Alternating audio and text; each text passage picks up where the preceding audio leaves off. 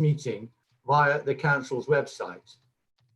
Due to the government guidance on social distancing, this meeting is being held remotely in accordance with the provisions set out in the local authorities and police and crime panels, Coronavirus brackets flexibility of local authority and police and crime panel meetings, England and Wales.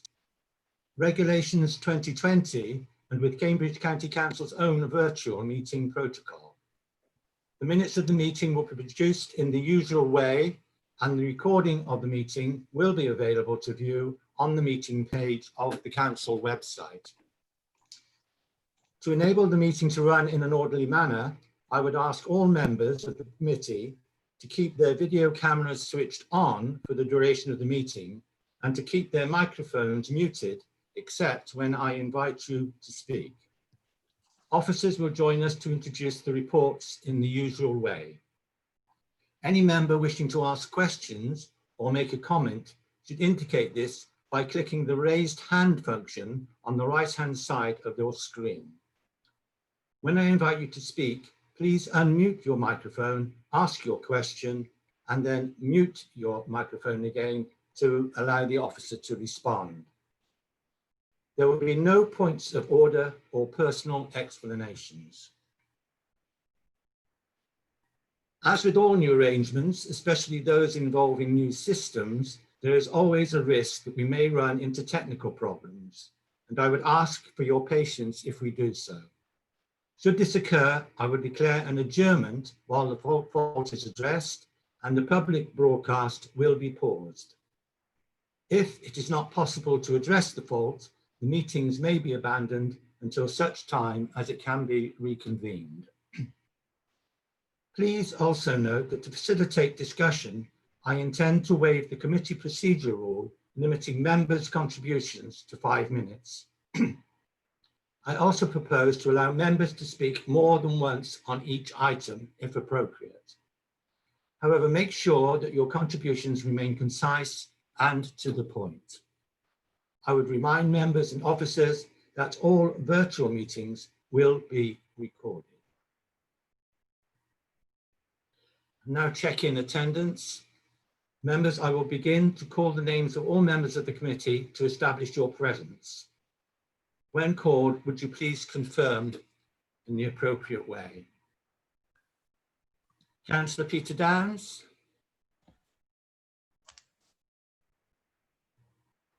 Gather Peter's not made it yet then. Councillor Ian Gardner. Present, Chairman. Thank you. Councillor Anne Hay. Present. Thank you, Anne. Councillor Mike Shellings. Present. Who's hiding again. Councillor David Seaton.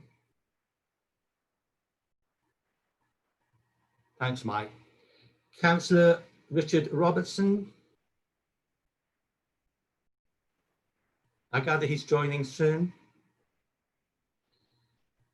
Mr. John Walker. Mr. Matthew Pink. Yes, present. Thank you, Matthew. Mr. Lee Fanco. Present. Thank you, Lee. And obviously myself as chairman. Dawn, I now turn to you as regards confirmation of chairman. Thank you, Chairman. This is just to confirm that Councillor Terry Rogers was agreed at full council as chairman of the Pension Fund Committee at the full council meeting held on the 19th of May. Thank you, Dawn. I now seek a vice chairman. I would like to nominate Councillor Ian Garden from the chair. Do I have any other nominees, please? Do I have a seconder, please, for Councillor Ian Gardner? I'll second Ian Gardner. Thank you, Anne.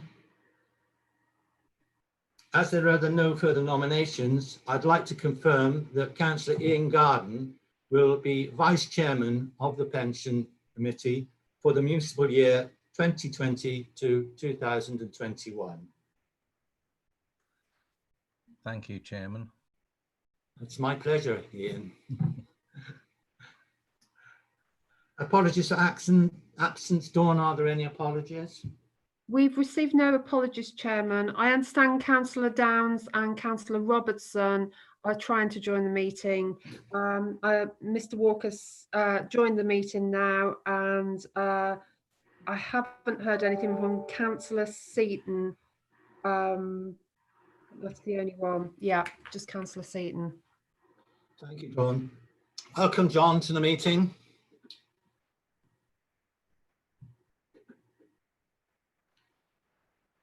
Turning to the next subject, does any member wish to declare any disclosable pecuniary interest or non-statutory disclosable interest? If so, would they like to do it now?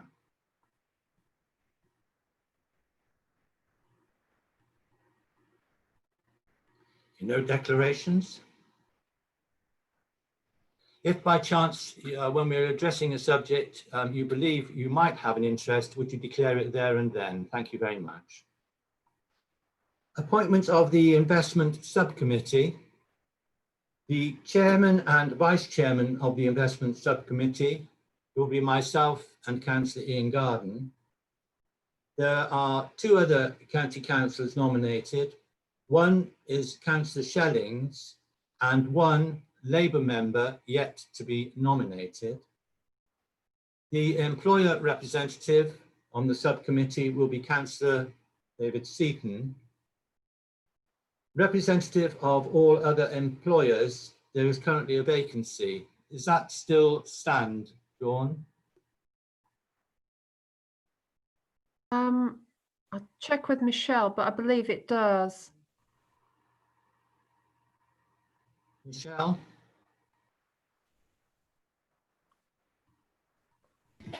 I didn't. Sorry, the representative of was a other employers, we currently have it as vacant. Does that still stand? On investment subcommittee. I need to double check. I know there was obviously the link to the Labour vacancy, but then there was a little bit backwards and forwards, wasn't there, with Councillor Downs' position. So let me look into that and I'll confirm. Thank you very much. And there's one scheme member representative drawn from the active and deferred and pensioner scheme members, and that is currently John Walker. John, are you still happy to serve in that role?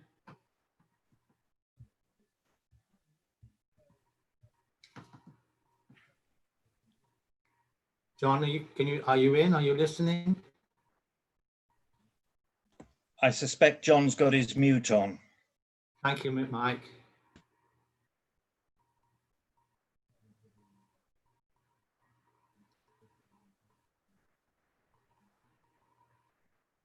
I'll come back to that, John, if I may, as and when you have voice with us. Chairman, just looking on my screen, John has got no mute button showing, or his picture's not showing either. He's just got his name up. So whether there's a problem with his computer, I don't know. Go on. Any news on that one at all? No, I can ask my colleagues to give him a call or something. We'll see what we can do. Thank you. Agenda item 4, petitions and public questions. We have one public question from Mr. Richard Potter. Mr. Richard Potter, are you present? You're currently on mute. Thank you, Chairman. Yes. Okay, thank you, Richard. I'm glad you're most welcome. You have 3 minutes to present your question. Thank you. Thank you, Chairman. This is a question on behalf of the Cambridge Green Party, but I think climate change is bigger than any single party. Greening finance is an element of the Council's climate change and environment strategy recently adopted, which states that the Council and its local authority partners are well placed to drive emission reductions, which is the newspaper report one last year identified 20 companies which have contributed over 1/3 of all energy related carbon dioxide and methane worldwide. So the question was whether the council would take action on this basis so that the Cambridgeshire Pension Fund would join those of other local authorities in terms of divesting or taking money away from fossil fuel companies. And I would just add that other councils, including the Cheshire Pension Fund, the West Midlands Pension Fund, Waltham Forest, there are many councils out there that are already doing this. Thank you. Thank you, Richard, much appreciated. Mark, would you care to respond to that, please, as the head of pensions? Yes, thank you, Chairman, and thank you, Richard, for the question. So I'll just set out the, if you like, the position statement of the fund. So the pension fund strongly believes in responsible investing, reflecting an overriding fiduciary and public law duty to act in the best long-term interest of stakeholders, so including scheme members and employers, to achieve the best possible financial return with an appropriate level of risk. The fund recognises the importance of our environmental, social and governance factors, so ESG factors, can impact on financial performance, and specifically with regards to climate risk, have recognised in our risk register that climate risk has the potential to significantly alter the value of the fund's investments. The fund requires all investment managers to take account of both financial and non-financial factors in their investment decisions, including around the selection, retention and realisation of investments. Managers are challenged on their engagement activities in connection with ESG issues, including climate risk, and must report regularly on their compliance with our policy. A considerable amount of each discussion with an investment manager, both at the fund and asset pool level, so that's the access asset pool which we're in, is dedicated to ESG, and where necessary, further dedicated meetings have been convened. The outcome of this policy within the fund equity holdings has been a reduction in fossil fuel holdings from 5.4% of the fund in 2017-18 to 2.4% of the fund in December 2019. So that's from 5.4% to 2.4%. And I should stress that is all equity holdings, including passive. The main area you'd see other fossil fuel holdings would be fixed income, which is only about 10% of the fund in total anyway. Thank you. Okay, thanks, Raj. Bye. Just to continue, I should stress the fund does not restrict an investment manager's stock selection by reference to these factors, except where restrictions have been put in place by government. Instead, the fund believes in long-term investing with active engagement with company management to promote good corporate governance principles to protect and enhance shareholder value. And finally, and perhaps the most important point, the fund is undertaking a detailed analysis exercise to take a deeper dive in this area over summer 2020, and has also undertaken a programme of reviewing its responsible investment beliefs with a view to revising the fund's responsible investment policy later this financial year. The revised policy will be subject to full consultation with stakeholders. And that ends the statement. Thank you. Thank you. Thank you, Mark. Richard, does that help in any way? Thank you, Chairman. I appreciate it's a complex area in terms of the amount of money and the strategy.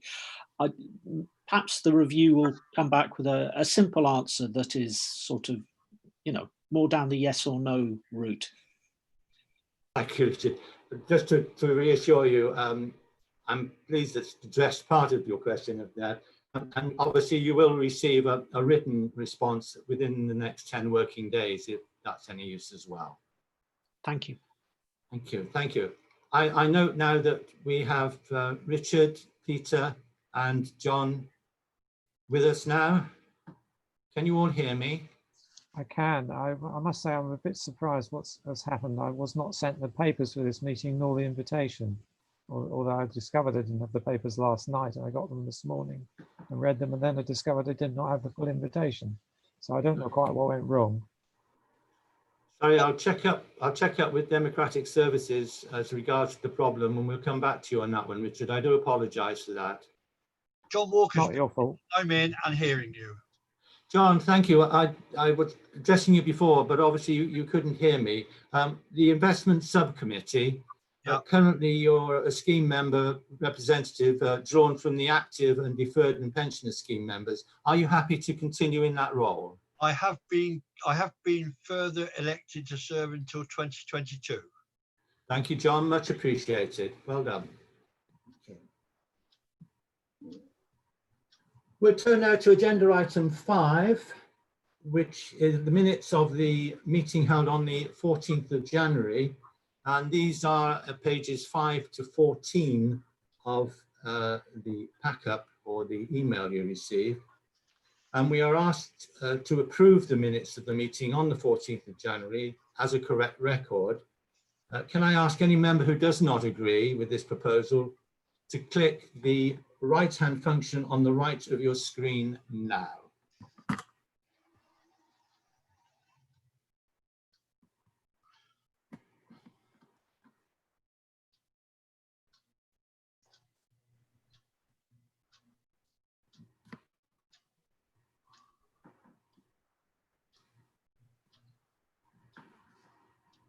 I see, looking at my screen, there are no objections to the proposal.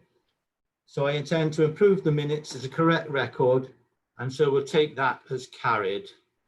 Are you happy with that, Dawn?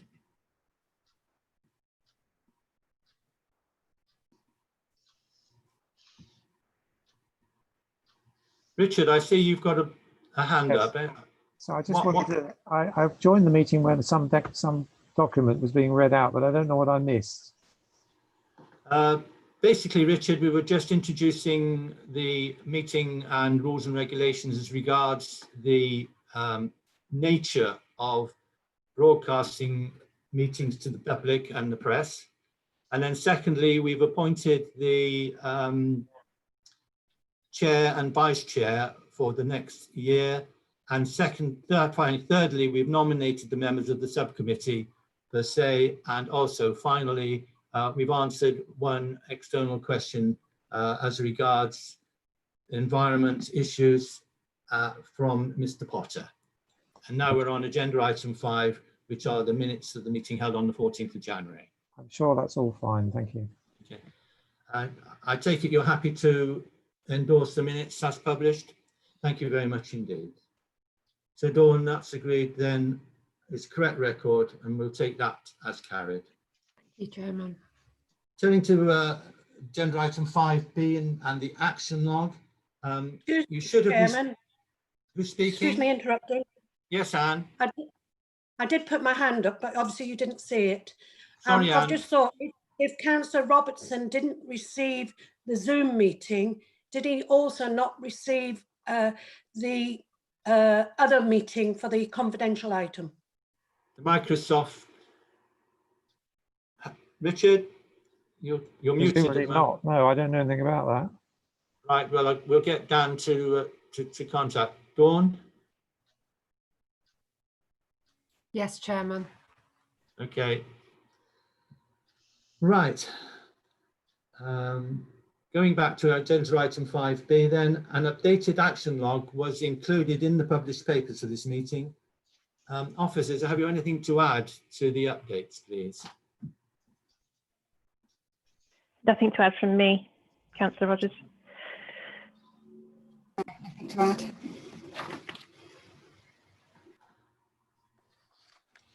Again, if any members have questions as regards the action log, would they use the raised hand function on the right of their screen to indicate this, please?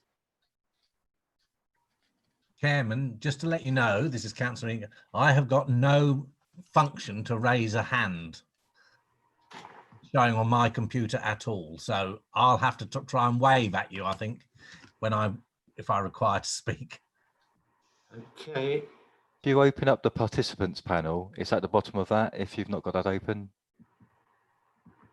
So if you click on participants and then you should see the raise hand button at the bottom.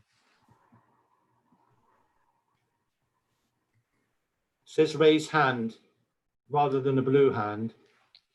I'm Sorry, not very Ian? bright when it comes to computers, thank you. Okay.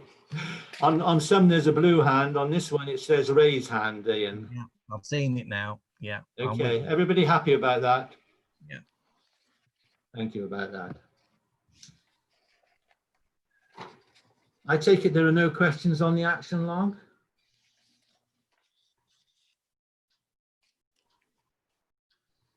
We'll take the action log as noted then. Agenda item 6, which can be found on pages 19 to 60 of your pack. Cambridge Pension Fund Audit Plan. And that's being presented by Ben and Mark. Could I invite Ben and Mark, please, to introduce the report? Ben?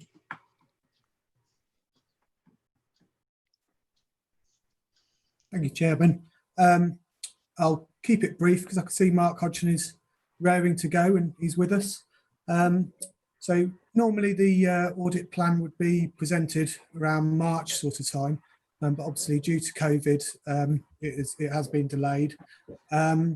Basically what you'll get in the audit plan are the auditor's approach for the audit of the statement of accounts, where they set the levels of materiality, and they identify areas of risk that they'd like to in their upcoming audit. Because of course this has been slightly delayed, we're now at a stage where we've actually completed the main part of the audit. So as a bonus, what you'll get from Mark is not only the audit plan, but you'll also get a bit of an update on how the audit has gone to date, which from our point of view, we feel it's gone very well, but I don't want to steal Mark's thunder. So if I pass over to Mark in any second, just one thing to say, we have now pretty much got a draft of accounts ready, so we fully expect to bring that to the next audit committee on the 23rd of July. So yeah, if I can pass over to Mark, thank you for joining us, Mark, and if you want to let us know how it's gone and the audit plan itself, that'd be great. Thank you, Ben. Thank you, Chair. Good morning to everybody. So I'm Mark Hodgson, I'm the signing partner from EY, your external auditors, and I will take the audit plan that was in the papers as read, but pull out a couple of key observations for you and then move on to a few considerations about COVID-19 and the impact it has on our audit procedures. And then, as Ben says, a quick update on how we've got on through the main part of our audit. So the main point to note from the impact of COVID-19 is that the timetable for the production and publication of accounts has been deferred. So the draft accounts need to be laid before the 31st of August now, rather than the 31st of July, and they need to be approved and published now by the 30th of November, rather than the 31st of July. So quite a deferral on the basis of preparation time and lockdown impact on finance teams across the country, and that's applicable to all local government bodies and pension funds. As a committee, I think the audit plan in front of you should be reassuring on the basis that our risk assessment is consistent with the prior year. We've got no new risks and our risk designations remain the same. So we have fraud risks, which we would have in any audit plan for a pension fund, around the potential for management to override controls, especially around bringing in investment journals from custodian reports. And then we have a significant risk around the Cambridge and Counties Bank and the valuation of that, because it is a specific, significant asset on the fund balance, but equally requires quite a complex model as a level 3 hard to value investment. We then have the remaining assets for as an inherent risk, so IS 26, the pension liability and other level 3 assets.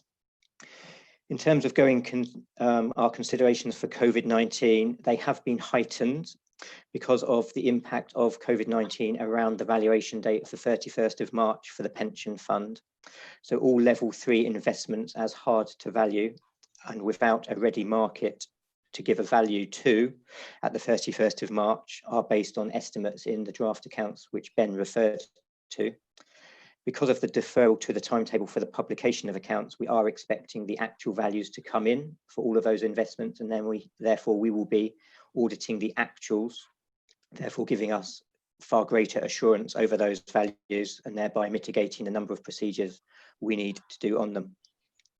An additional complexity of COVID-19 is the need for a pension fund and indeed all local government bodies to do a formal going concern risk assessment and disclosure within the financial statements along the lines of cash flow forecasts going forwards, the reliance on investment income if investment balances have dropped and the potential need to sell any investments to fund future benefits.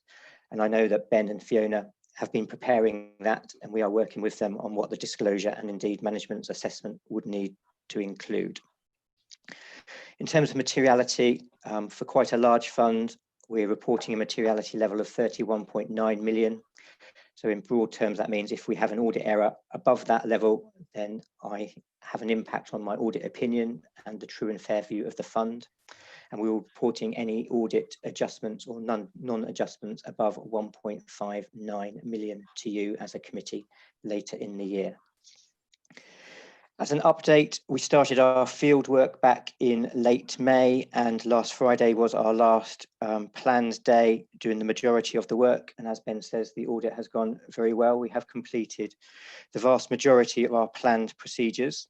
What we are left with is the audit of the valuation of the level 3 investments, which I referred to, and we're waiting clearly the actuals to come in through late June, July, potentially into early August, and then assess the impact that has on the actuarial model and what the liability comes out from your actuary's Hymans if there is a material difference in carrying asset values.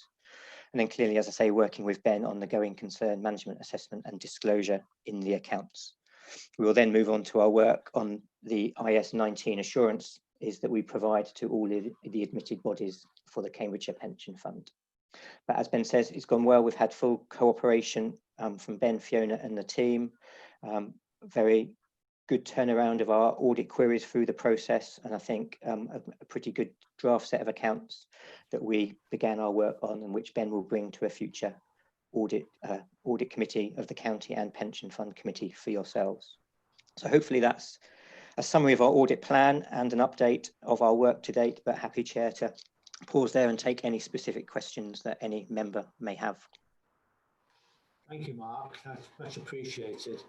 Are there any questions from the members? And again, if you'd like to ask a question or raise a comment, would you use the raised hand function on the right-hand side of your screen, please?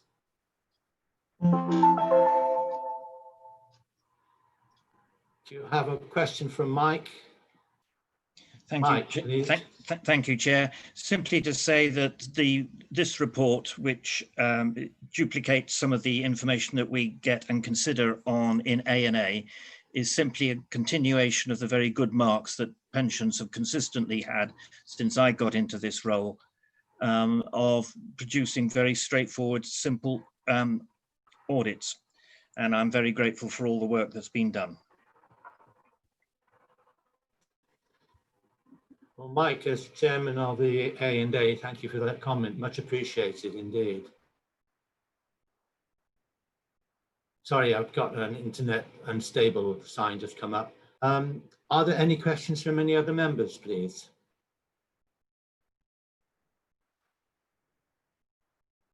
Mark and Ben, you've got off very lightly today.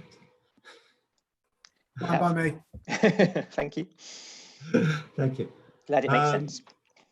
One question I would like to ask, but I don't think I can ask because of the confidentiality about it, but I'll send an email to you if I may later, if that's all right.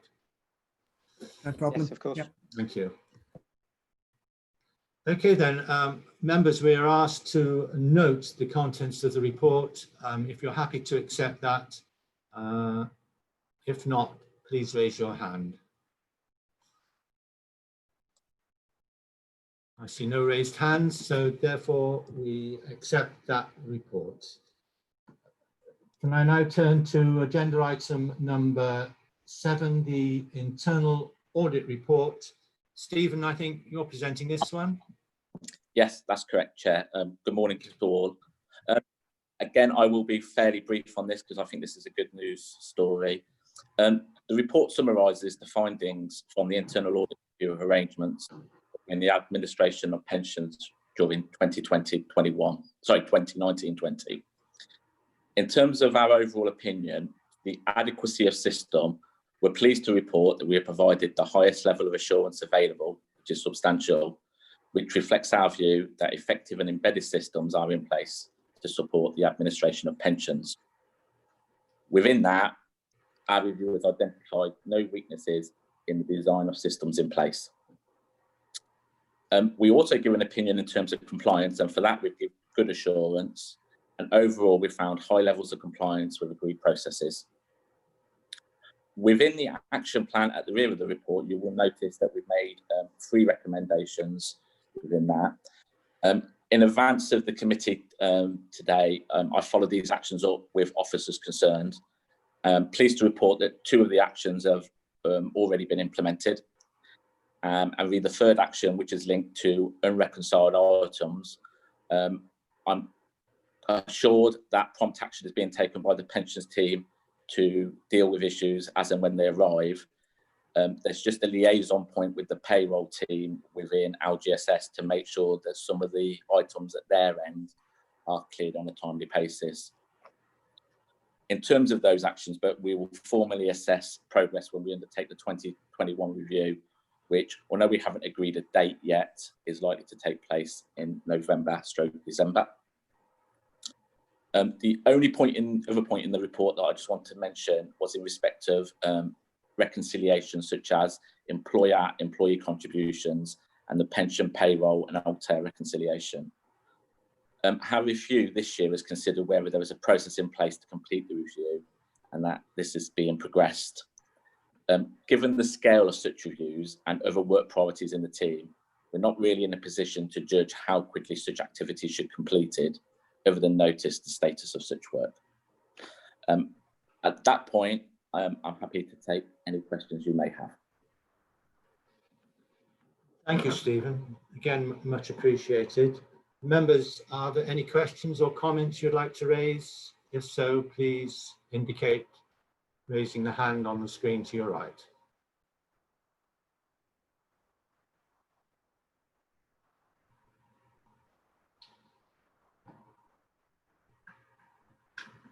I see no raised hands. Can I thank you, Mark and Stephen, for both external and internal audit for all the work you've done. And members, I'm happy now to say that we've noted this report and that's recorded. Confirm, please, Dawn.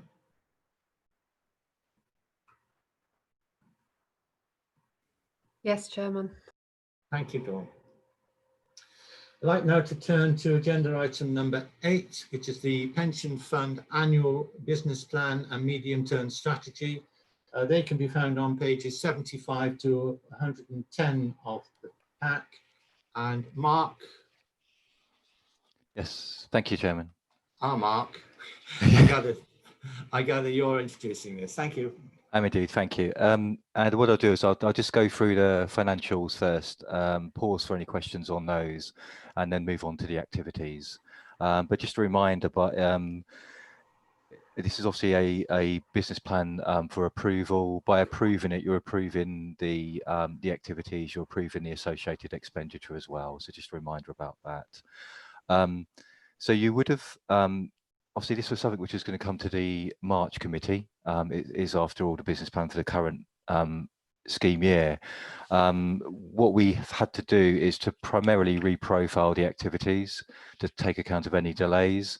If we've got some up-to-date financial information, we would have obviously put that in as well. So turning first of all to page 90, which is page 90 is the cash flow projection. Page 91 are the administration and management expenses. Sorry, Mark.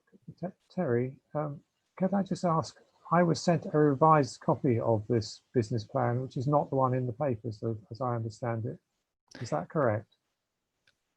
Shall I just explain what that is? Yeah, so sorry, the plans are absolutely identical apart from 2 very minor changes. So when we reprofiled the activities, what we had failed to do in 2 areas was just to put the summary table, change the ticks to the right quarters. So it's really very, very minor changes. But obviously when we publish this on our website, we will make sure the correct version. So really the substance was identical. It was just for completeness to correct that. And apologise if that wasn't explained in the email that went out. Well, if I may, in essence, Richard, you can continue with the report that's on the main programme. Yeah. Thank you, Mark. Continue. Okay, so on the cash flow, I mean, coronavirus isn't having a budgetary impact as such in a huge sense on the actual administration cost, but what we are very unclear of is what the shape of the recovery is going to be, and therefore the most uncertain thing obviously in the cash flow is to project it in, you know, in asset growth or indeed asset reduction. So obviously, as always, they're very uncertain. They're probably even more uncertain than they ever are. But on the cash flow, what we have done is brought to date the numbers, the 1920 forecast as stated there, are the numbers that I would expect you to see in the accounts when they come next month. So in the current draft that we have, they are the same numbers. On the expenses on page 91, I'll just pull out the things which look like they've got some big variances from previous. So the total investment expenses look like they've gone down considerably, but what this actually is because a lot of our investment expenses now are incurred in the pool, and therefore they're no longer invoiced. So those investment expenses here are invoiced investment expenses. In terms of the accounts and the annual report, for transparency, we will of course bring those out and report them as we have to under SIP for guidance. But just in there, that's the reason for that reduction.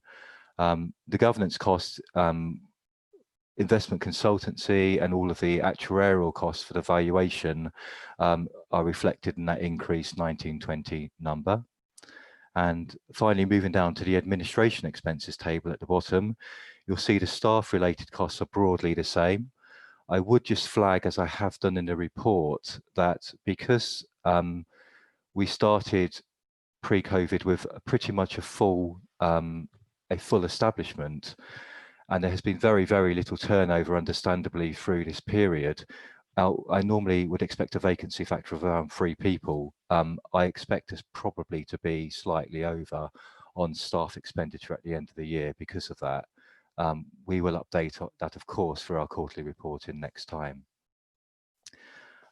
You will pleasingly note that the county council overheads have gone down significantly. So that's an extremely pleasing thing to note. And the other figure that perhaps sticks out is an other non-pay and income, and the forecast number there is a lot higher than the estimate. That is because that is some of the previous years' overheads that actually slipped into this current period. So they would have been under the previous year, they are over this period. Or sorry, when I say overheads, they're relating to the sharing between the funds so we can make sure each pension fund has the correct administration cost. I will pause there for any questions around those financials before moving on to the activities. Sorry, Terry, you got mute on. Thank you. We're basically looking at pages 90 and 91 of the report. I see, Richard, you have your hand up. Thank you. Yes, I'm interested in the County Council's overheads and where the LGSS's administration costs come into this. I'm quite interested to understand what is the future of LGSS, given the changes that I'm told are happening in Northamptonshire and with LGSS generally. Where are we on that? Yes, so it's obviously LGSS's, so some of the overheads will relate to LGSS, other corporate areas.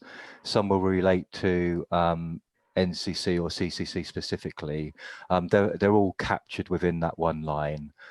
It's fair to say that because a lot of the back office services had moved to LGSS, most of it would of course be LGSS. But in terms of our position, we will be moving to a lead authority model. So moving from LGSS to lead authority, you will not notice any difference in terms of the administration. It will be the same team. Effectively, we report into a different place in the structure. Because as you're aware, one of the principal changes, what's happening with that is that some of the, if you like, the overhead of the directorate structure is being removed as either services are repatriated or moved to a lead authority model. So you will not notice a change in the service. It will still be the same team delivering it. And I should also just add that's protected as we move into the unitary model as well. Is it possible to see the LGSS costs separate from the overhead that the County Council has absorbed? Yes, I mean, it's I'll see what we can do on that, and we'll circulate that outside the meeting what we can. We've got to break down line by line, and I'll see if we can make that clearer.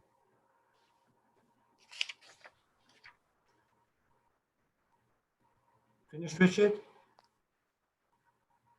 Thank you. Thank you. Yeah. You could take your hand away. It'll be, that's fine. Thank you. Any other questions, please, members? Mark, would you like to do the administration side now, please? Yes, I'm just going to pick out a small number of these ones. So on page 96, SD4, which is the, it reads the extension of the existing pensions administration and payroll software. So this is, we use Hayward Altair. What we are looking to do is we have the ability to extend for 3 years built into the contract. That's from 2021. Because of the various activities going on, which we're part of regarding the local government reorganisation in Northamptonshire, and all of the demands on, this affects Cambridgeshire as well, the ERP system, so IT, business systems, the demands on payroll, we just don't feel we can do a proper job of a tender in the lead up to 2021 in order to actually potentially change supplier if that's what the tender process led to. And so to provide, you know, assurance that we can continue to deliver effectively, we believe we need to take up that extension.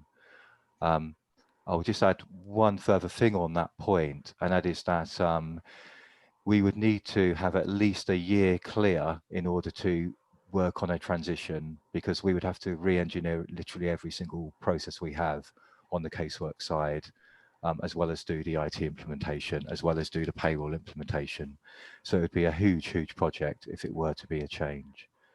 So the business plan is saying that we would look to take up the extension. I think that's an important point. If I could move on to page 101 and the scope requirements of data collection in respect of the LGPS transitional protections. This is really around the McLeod case and the impact on our scheme of that. Really all I want to do here is flag that this particular activity could expand quite considerably, and there are a lot of unknowns as to the scale of it. We are taking up some advice imminently on this, so we can scope that properly. That may be quite a resource-intensive activity, depending on what is required there. So I just flag that particular one may morph into something more substantial as we go forward through the year. Any questions so far on those couple that I've raised? Again, Richard, I see your hand is up. Yes, thank you. Can I go back to the payroll software a second? Of course. I was going to ask, how long has the existing software been in place? Are you satisfied it's got the sort of functionality one would expect from a payroll software nowadays? And are we certain that it's in our best interest to tie ourselves in with the fate of the Northamptonshire? Okay, so in terms of the software, it is the one which has the most users across all local authority funds. It used to be pretty much the only one in existence for a period of time, really. A number of years back, other competitors came into market, in particular one. We are satisfied with its functionality, otherwise we would not be recommending a 3-year extension, it's fair to say. We certainly want to test the market when we can, because it, in terms of, we've been with it for many years. When we brought the payroll contract in a few years back, we brought the main contract coterminous with the, so effectively payroll is a module of the main software. We brought the two coterminous, and it's that coterminous contract that we wish to extend for 3 years. So we are satisfied with it, just to reassure you, otherwise we would not be recommending this. Okay, thank you. Does that answer your question? Yes, thank you. Thank you, Richard. Okay. Ian, I see Thank you you. asked. Thank you very much, Chairman. Well, it's just really a comment, really. I just think with regard to the payroll contract, I think it is very sensible to extend that by 3 years, because we've got so many different things that are currently going on that I think it would create such an almighty problem within pensions if we change payroll at this stage. And I'm fully in support of the officers' suggestion that we extend that for 3 years and then look at it after that, because I don't see how you can bring in a new system in the short space of time that we've currently got if we decide to go down that line. So I'm just fully in support of what the officers are recommending there. Thank you, Ian. Okay, thank you, Chairman. Thank you, Ian. So I have just two more that I would just like to highlight, and then I'll throw it open to further questions. So Ops 1 on page 103. So this is the unprocessed levers where we were using Aon to do some outsourced processing last year. With the agreement of the chairman and the vice chairman, we have extended that. We had to basically move, having not had the ability to bring this to committee in March, we had to continue the outsourcing. Otherwise, they would have lost their staff and then had to re-employ them. We would have had loads more costs, on top of what they have quoted to do some additional work. So the additional work is for the balance of this year, which is set out in the paper. It's another small tranche of casework. So just to flag there that with the agreement, as I say, of the chairman and vice chairman, we have extended the work that Aon are doing for this current year. And the costs of that are set out just at the top of page 104. And then finally, as I say, the final activity I'd like to pick up is on page 107. So INV5, reviewing the fund's responsible investment policy. And this is really just to remind members that on the 15th of July, in your diaries, you had a training day. We are still intending to proceed with that. It will be a virtual training day where there'll be some theory led by Peter and Paul in the morning, and then in sort of later in the session there will be some practical examples of engagement, of impact investing, and of some factor investing as well. So that's a very, very big piece of work, a very important piece of work for us this year. Some training followed by a belief survey, followed by reviewing our policy on responsible investment, and then going out to public consultation on any changes on that. And that's the last activity I'd just like to raise. Thank you. Thank you, Mark. Anne, I noticed you want to ask a question. Yeah, going back to Aon, you say we've extended the contract. This obviously involves extra cost. Yes. Can we put this cost back to the employers who are responsible for not notifying us in good time? Because obviously, if all employers notified us on time, we wouldn't have this extra cost. Well, I think it's fair to say that if every lever came in on time and was 100% accurate in terms of the information given, then we would not have such peaks and troughs and gluts, and indeed the biggest problem is us getting them en masse at end of year or when request, and just purely the amount of time we have to chase. I think that's all fair, but it is. I mean, ultimately, I would say it does go back to employers. It is the administration cost of the fund, but it gets shared across the whole fund. Going forward, what we have done is we have changed the way in which we get notified of leavers. So they're all now being reported through what we call an iConnect return, which is a flat file of data that's sent each month, and when it's just loaded onto the system, and it automatically works out who's a leaver and who's not. So we've effectively resolved it going forward. Otherwise, yes, we would have had to be imposing our charging strategy. So I think it's a fair point you raise. Yeah, I'm pleased then to know that we shouldn't have this problem going forward. No, we're so we'll be the key point of the employer compliance or non-compliance going forward will be whether they've returned the iConnect file, and if they don't do that, then we will have to implement charging. Good.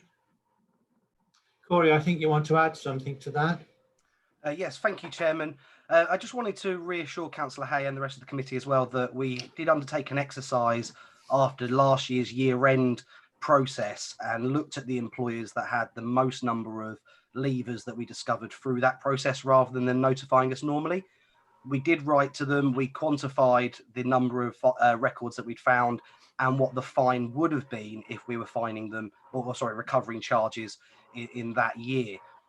We'll be looking at it again this year. There's very few employers that are doing a year-end process. As Mark rightly said, we're now looking at iConnect and have a process in for that, but we have laid that foundation to be able to recover those charges where we need to. Thanks, Corey, much appreciated. Richard. Yeah, so going on the training that was mentioned, I hope that will be directed at committee members, board members, rather than staff.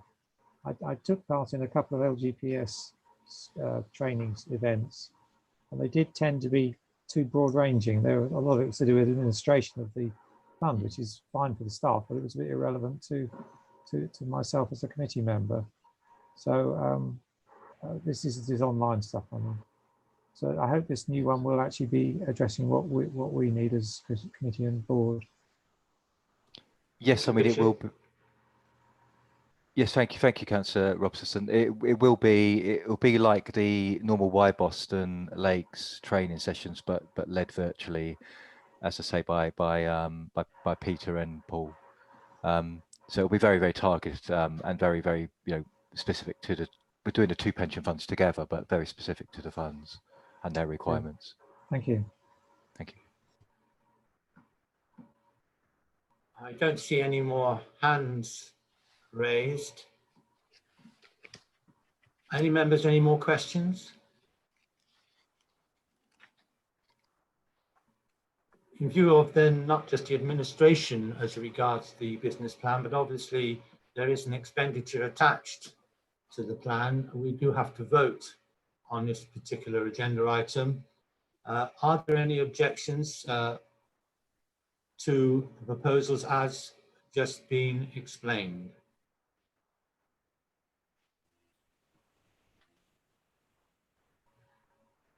Nobody's raised their hands, no visual objections then. I'll therefore take this as the recommendation is approved. Thank you very much. Now I'd like to turn to agenda item number 9, and that's the governance and administration risk management in light of the coronavirus pandemic. That can be found on pages E111, treble 1, up to page 128. Joe, I think you might be leading on this one. Yes, thank you, Councillor Rogers. Yes, in effect, this is a two-part report. What I'll do is I'll go through the first part of the report first and take any questions after that, and then move on to the second part. So the first part of this report is to provide the Pension Fund Committee with an update on how the fund has responded to the coronavirus pandemic. The first part of the report details the arrangements in place to enable officers to carry on working from home, the operational priorities as recommended by the pensions regulator, and the coronavirus specific communications and information available to employers and scheme members. In short, there has been no interruption to the fund's operations as a result of the pandemic and a result of officers working from home. Everything has continued as we would have been the case had we been in the office. Output of casework has maintained at the same levels as before, and there has been no significant interruptions to the network. So all in all, I believe the fund has responded really well to the virus and the restrictions of working from home. There has been no significant levels of sickness and no sickness from officers since mid-April with regards to the virus. So that's all been good. Happy to take any questions on the first part of the report.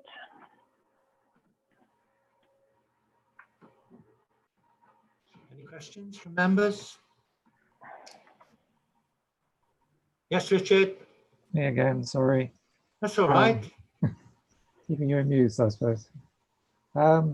Actually, I was wondering about the risk of fraud from pensioners abroad dying. I know we've always had this problem, but presumably we're in the unfortunate position that we're going to have more deaths or have had more deaths over the last few months. I don't know if there's anything more can be done about chasing fraud in other countries.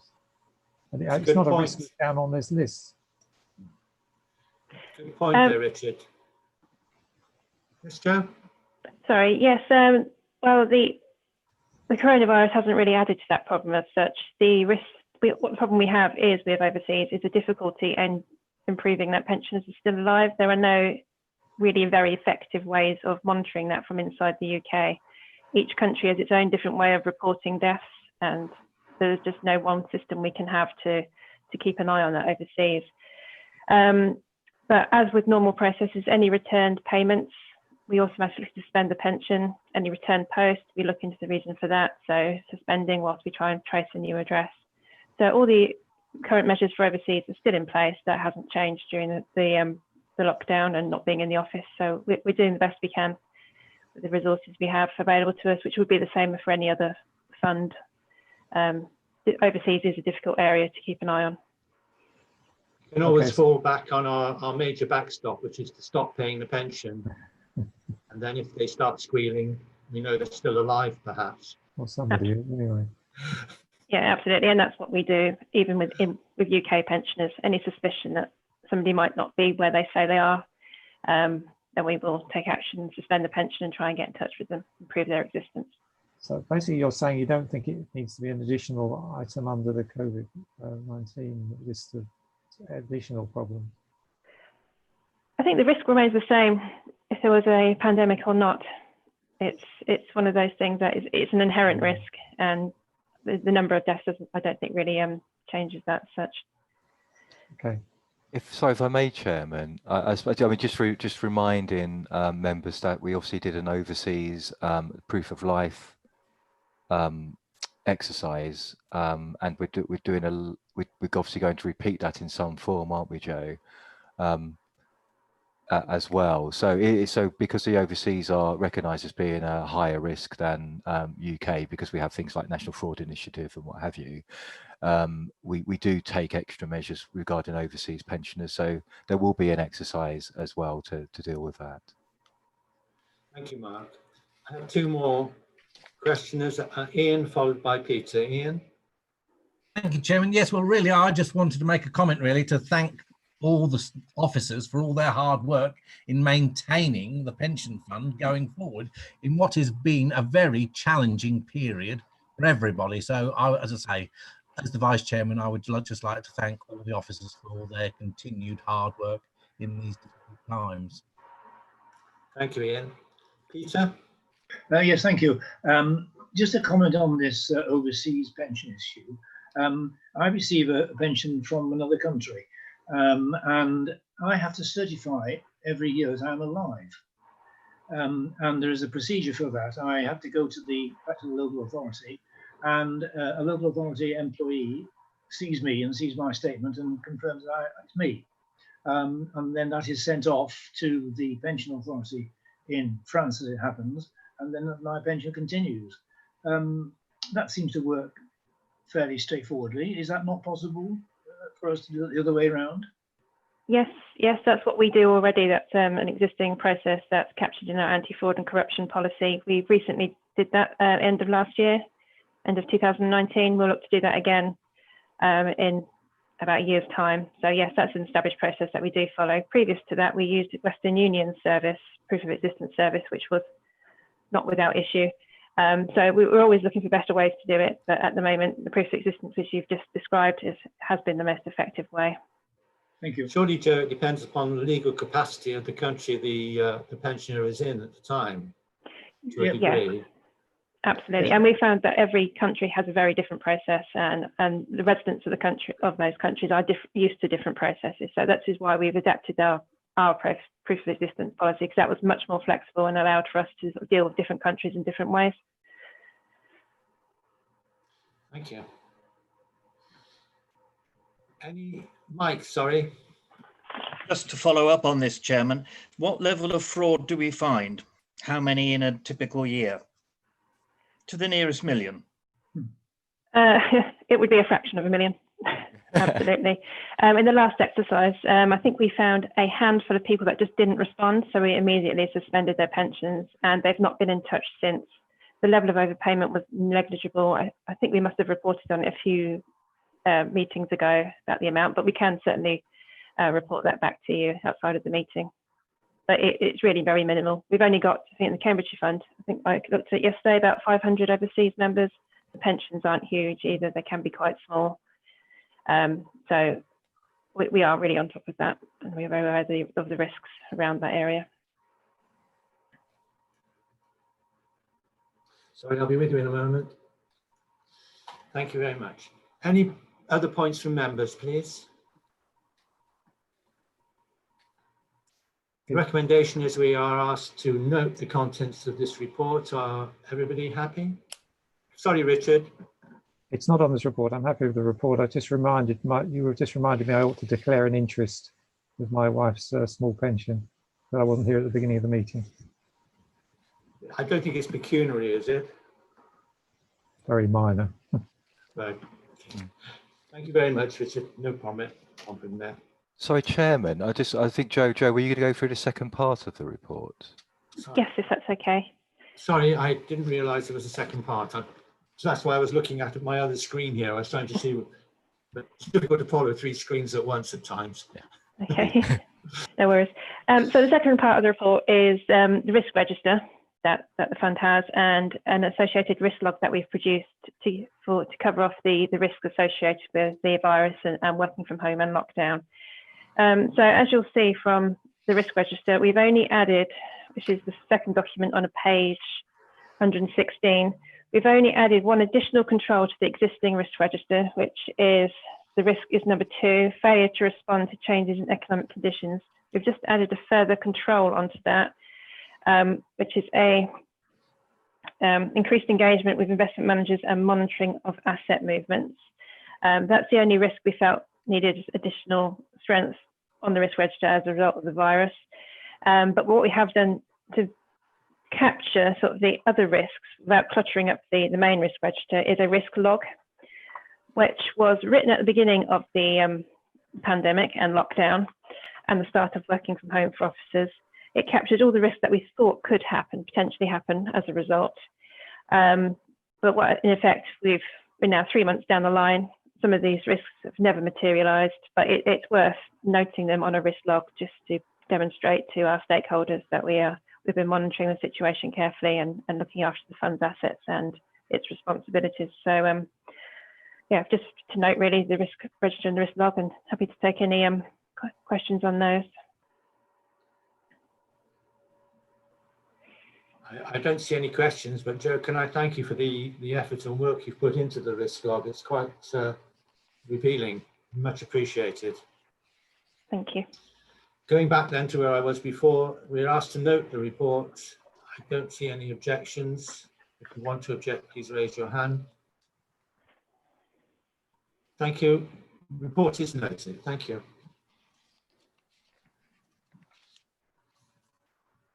Turning now to agenda item 10, which is an update to the funding strategy statement.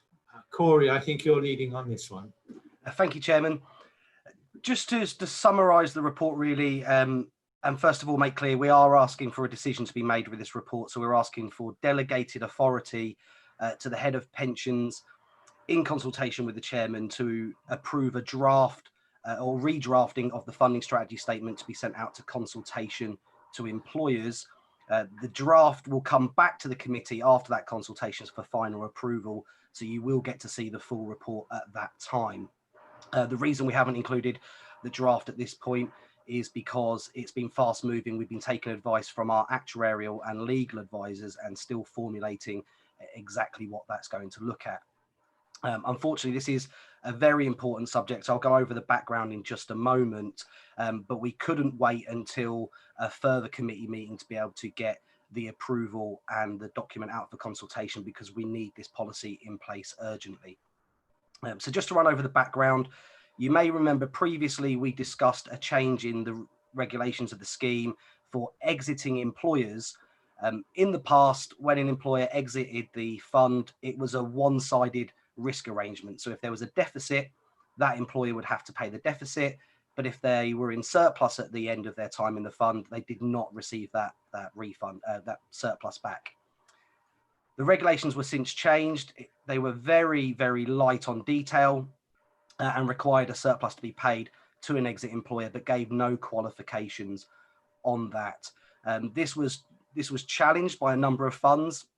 We had a case LGSS did with another fund that we deal with that we were looking at, where we were asking the government to take into account or allow the funds to take into account risk sharing agreements where a contractor did not hold the risk of a deficit, so that when they left the fund, the scheme employer, usually the county council or one of the district councils, would pay that deficit for them.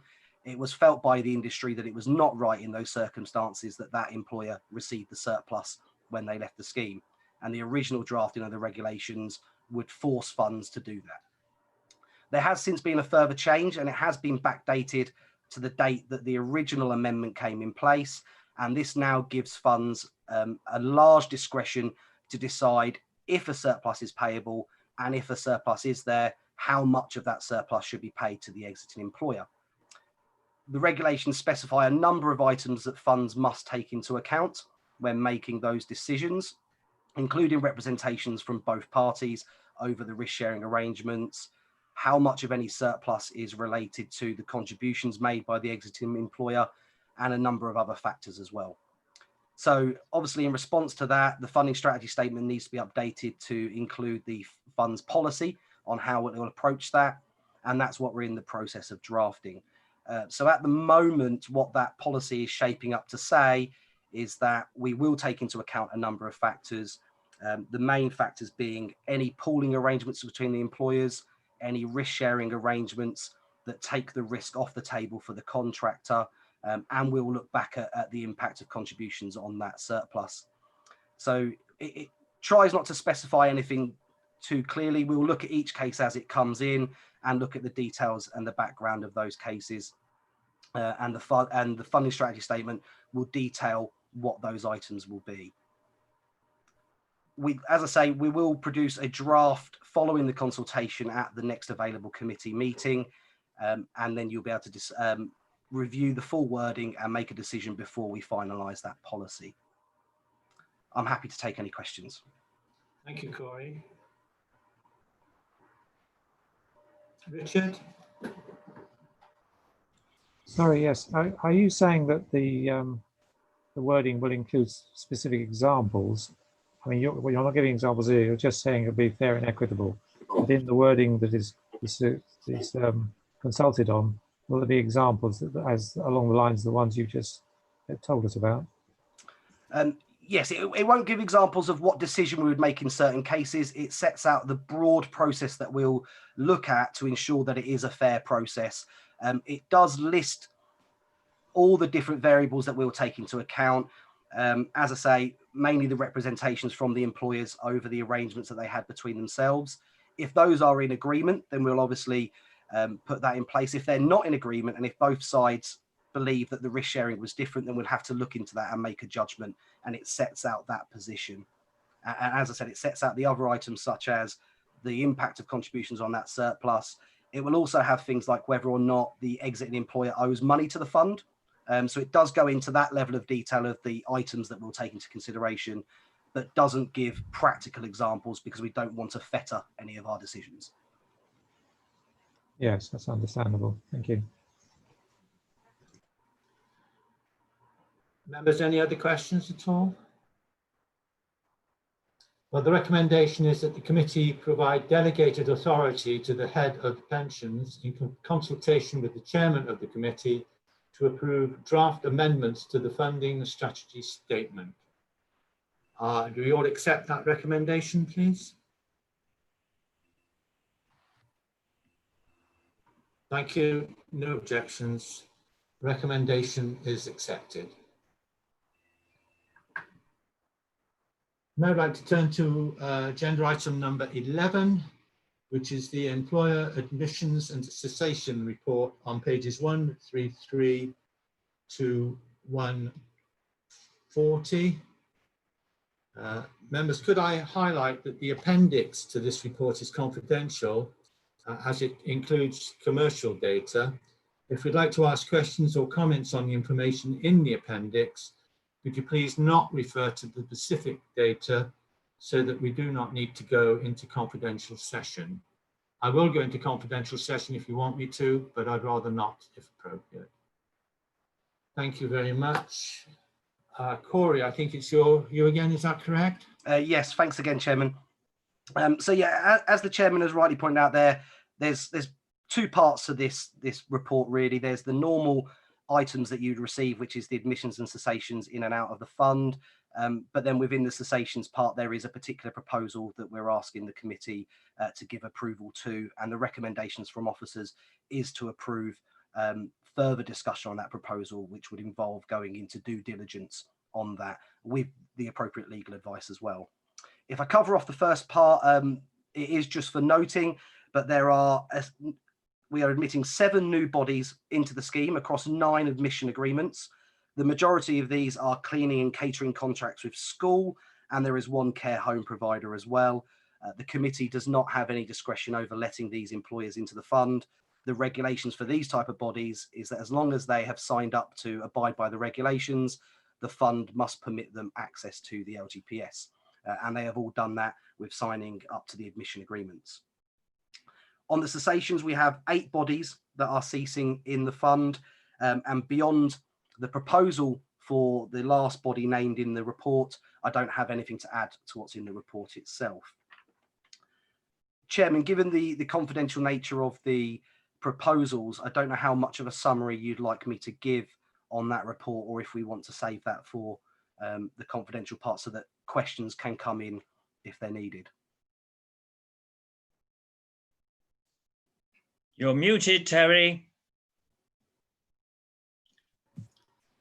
Corey, can we leave it as it stands at the moment? But if any questions do arise, we can address how far in detail you may go accordingly. Mike, I see you have a question. Thank you, Chairman. I've been concerned, and I've expressed this before, about the number of small employers that are joining the fund. And I'm very conscious that each employer carries with it a cost in terms of administration. And I wonder whether there's some point in looking at whether it is possible to segregate the fund such that the administration for small employers is simplified and therefore takes less time for our officers. End of point. Thank you, Mike. Corey? On that point about the small employers, what I would probably say is the costs of them coming into the scheme are borne by either the letting authority or the admitted body coming in. So we do recover any administration costs from them coming into the scheme. Once they're in the scheme, then the administration costs are part of their contributions. It's a small percentage on there. And obviously that then is proportional to the size of each employer that comes in. Most of the small employers we have to have very little dealings with on a day-to-day basis, and they usually are very good at getting in their data when we need it as well. Because there are such few employers, they don't rely on big systems producing that data for them. So I would say that there isn't any disproportionate administration costs with those type of bodies, and we do charge them through the contribution rate. I can't really say much more than that about those small bodies, really. If I may just add, Corey, to that, what we also did many, many years ago, we were one of the first funds to start using a very simplified pass-through approach, which effectively meant that those small bodies didn't need a contribution rate assessed or a cessation valuation at exit in the main. So, and that's continued for these small bodies where they just pay the same rate as the council, and that's their only requirement really. The council protects us for the rest of it. So, or not just the council, any other sort of major scheme employers letting the contracts. So that also greatly reduces the burden as well. And I just add to that, Chairman, just confirm that all the admitted bodies in this report are coming in on pass-through agreements. So they are all with that slimlined onboarding process and with a fixed contribution rate. It also takes the risk off the table for the fund as well, because the larger scheme employer keeps those liabilities and absorbs any deficit that would be there at the end of the admission. Thank you, Corey. Thank you, Mark. Mike, does that help?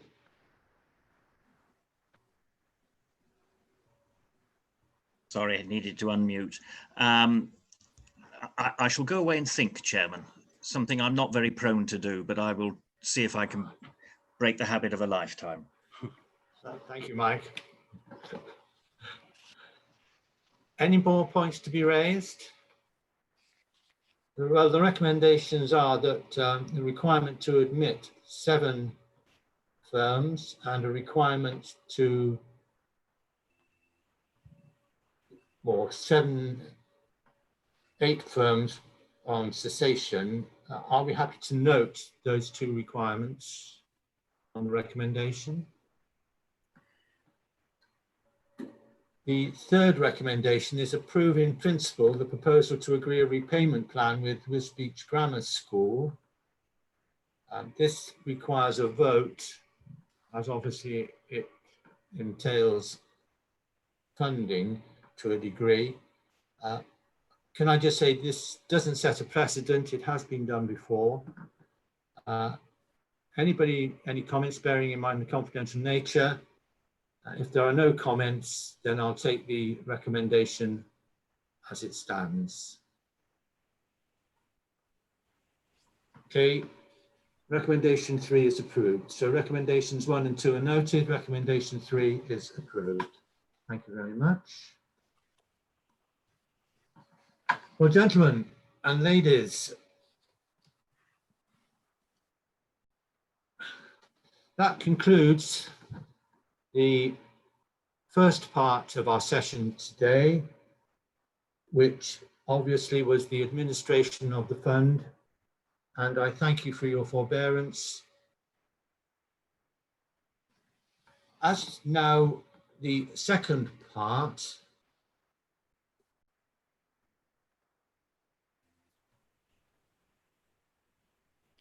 Chairman, if I may, we do need to take the exclusion in the public part of the meeting. I'm just doing that now. I'm turning to the appropriate pages. As I said, when you've got 3 lots of computers on the go.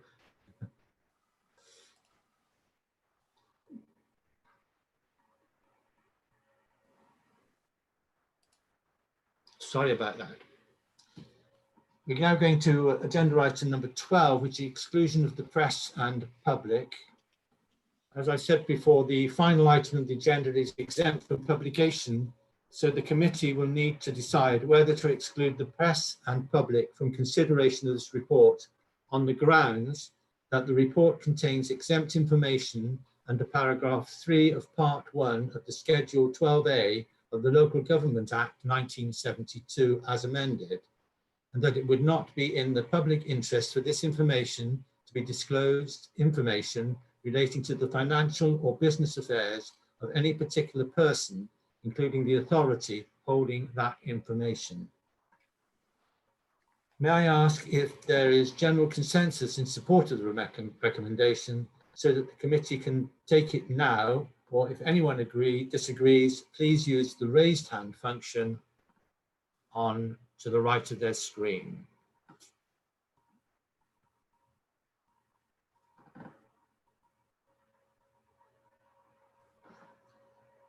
I see no objections, so we will now take the recommendation as carried.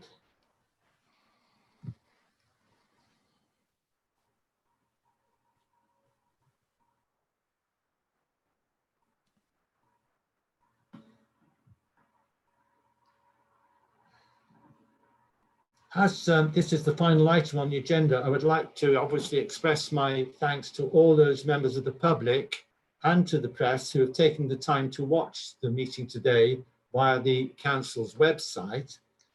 The broadcast will now end, and the decision on this exempt report will be included in the meeting decision summary, which will be published in the usual way on the committee meetings page in the next few days.